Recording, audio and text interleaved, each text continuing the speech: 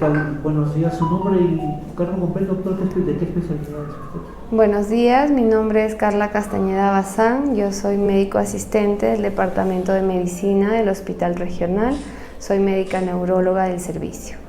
Bien, se está celebrando el Día de la Neurología de hoy, que digamos su saludo primero para todos los... Claro, sí, un saludo para mis colegas neurólogos de la región, del país. En realidad nuestra especialidad es muy demandante desde el punto de vista del esfuerzo que tenemos que realizar durante el estudio. En realidad también es muy demandante al momento de recoger los datos, hay mucha semiología, ¿no? Y entonces definitivamente también en nuestro hospital tenemos una demanda importante de la especialidad y ciertamente todos los neurólogos aquí y asumo en otros hospitales tenemos una carga importante de trabajo, ¿no? Considero que por el esfuerzo que realizamos día a día, tanto en consultorios externos, en hospitalización, ¿no? Y siempre pensando en que el paciente vaya de la mejor manera, pues la fecha no puede pasar por alto y es necesario reconocer el Día del Neurólogo Peruano. Doctora, justamente hablando de su especialidad, hay una situación que preocupa a nivel nacional, se ha determinado, no una alerta, pero sí el aumento de casos de meningitis en el país. En Cajamarca, ¿cómo está esa situación? Pero primero, ¿qué es la meningitis? Claro, la meningitis es la infección o la inflamación del sistema nervioso central, ¿no? Digamos que es mejor hablar de meningoencefalitis, ¿no? Cuando hablamos de meningitis, básicamente que nos referimos a la inflamación de las capas que envuelve el cerebro. Y cuando hablamos de meningoencefalitis, también hablamos de la afectación del encéfalo, de la masa encefálica también, ¿no? Entonces, la inflamación puede estar determinada por infecciones. Estas infecciones pueden ser variables en su etiología y depende mucho también de la edad del paciente. Por ejemplo, en niños nosotros identificamos sobre todo infecciones virales, ¿no? En los adultos mayores identificamos infecciones bacterianas, sobre todo infecciones oportunistas que pueden causar una infección en el sistema nervioso central.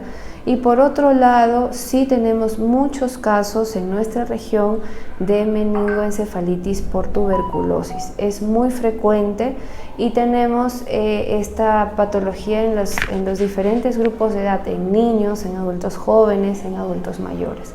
Entonces sí hago o recalco esto por el tema de que sí es bastante prevenible, ¿no? Las infecciones por tuberculosis fuera de los pulmones pueden prevenirse de manera importante con la vacunación en tiempo. Entonces, de ahí que es importante que cuando se les habla de la vacunación tratar de cumplir, sobre todo cuando nacen los niños, porque es la etapa en la que se puede proteger a ese ser humano de una infección severa por tuberculosis, ¿no?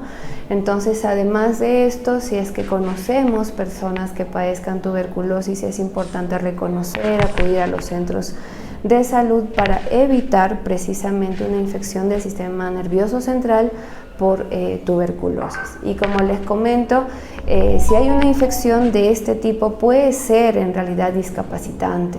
Entonces de ahí es importante su detección y tratamiento oportuno y sobre todo su prevención. En Cajamarca se han registrado ya estos casos.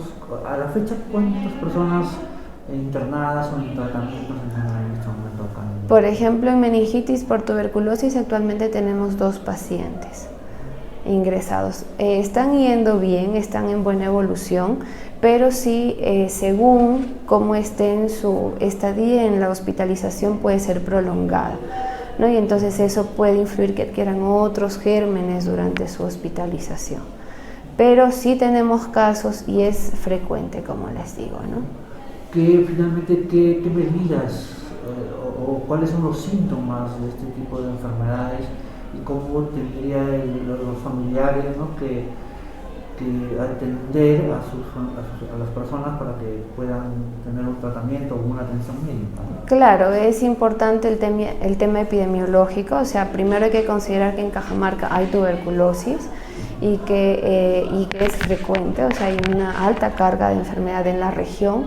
Entonces, si la persona empieza con fiebre inexplicable, con sudoraciones por las noches, sobre todo, con pérdida de peso también inexplicable, a eso se suma dolores de cabeza, a eso se suma trastornos de conciencia, que puede ser del contenido, es decir, asociándose a olvidos, desorientación, dificultades del lenguaje, ¿no?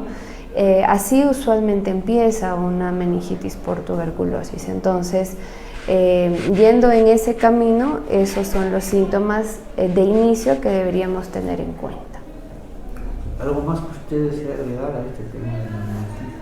Claro, es importante acudir al centro de salud, al hospital, aunque tenga la sospecha, tal vez no sea, pero es importante ir al centro de salud, ir al médico explicando bien los síntomas, ¿no? Como les repito, el tema epidemiológico, es decir, con quién vivo, qué síntomas tiene, o el vecino con quien trabajo, como que tener cierta alerta cuando aparecen los síntomas, ¿no? Tener idea del medio en el que estamos para poder nosotros pensar en la posibilidad de que pueda haber una infección por tuberculosis. Ok, muchas gracias. Mendoza Márquez, 214.